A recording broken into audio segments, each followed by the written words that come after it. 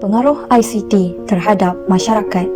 Pada era globalisasi kini, kemajuan ICT semakin mendapat sokongan dari segenap pelosok dunia yang mana perkembangannya telah berjaya menginjak tamadun dunia dalam situasi yang lebih kompetitif.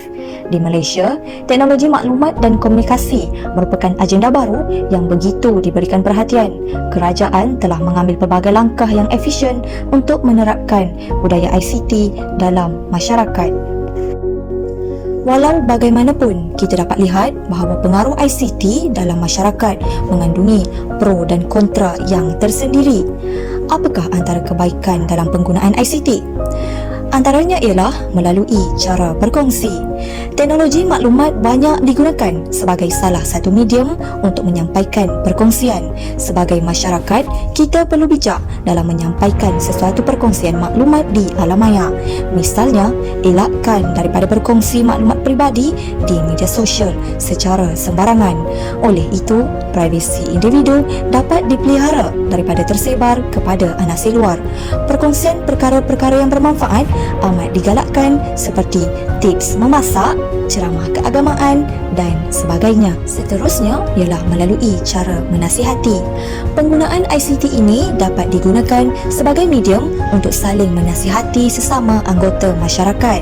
Penggunaan teknologi maklumat seperti Facebook, Twitter dan Instagram banyak memberi manfaat kepada masyarakat untuk menzahirkan sokongan dan nasihat secara umum maupun peribadi melalui ruangan komen.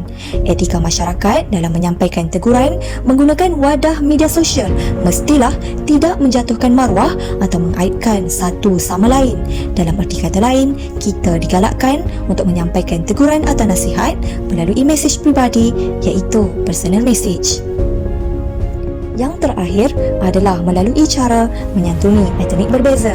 Selain itu, dari sudut lain pula, kita sebagai masyarakat majmuk haruslah menggunakan pembangunan ICT untuk menyantuni etnik yang berbeza.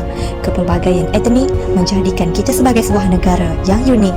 Contohnya, melalui media massa, kita perlulah menghormati dan meraihkan kepelbagaian budaya dan perayaan.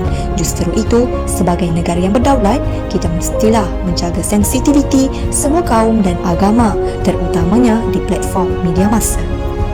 Bagaimana pula dengan keburukan penggunaan ICT? Pertama, social listening tools. Aplikasi ini memerlukan kita mengakses butiran peribadi yang mana membolehkan kita mendedahkan maklumat peribadi terhadap pihak luar.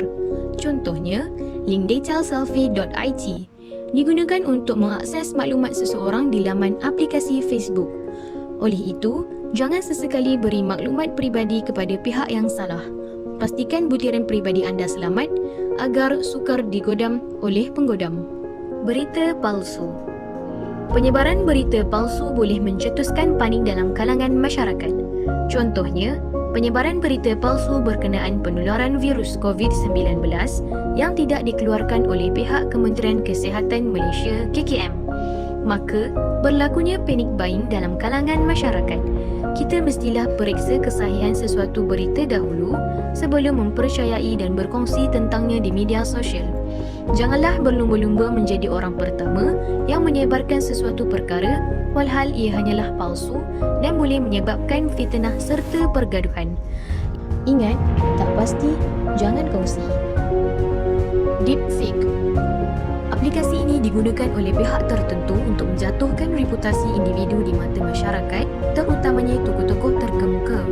Hal ini tidak berleluasa di Malaysia, namun begitu, kita perlu berhati-hati akan penggunaan deepfake ini agar tidak berlaku di Malaysia. Oleh sebab itu, kita perlu siasat dan kenal pasti terlebih dahulu sesuatu berita dan tidak segera mempercayai akan sesuatu gambar atau video yang tular.